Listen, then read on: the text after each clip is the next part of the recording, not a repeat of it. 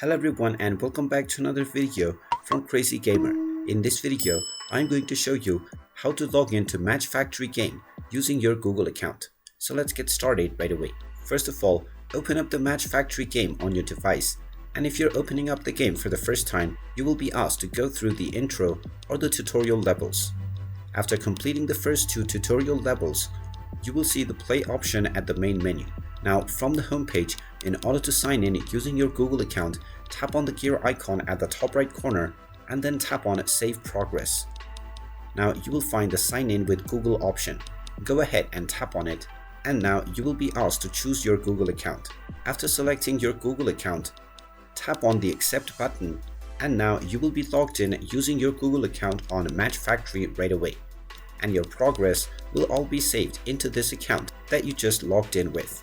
Tap on Continue, and now you can enjoy your game right away. And there you have it. That is how easy it is to log into your account on Match Factory using Google account. If you find this video helpful, make sure you hit that like button and subscribe to our channel if you haven't done so already. Also ring that notification bell to never miss another update from us. Thank you for watching, and I will see you again in the next video.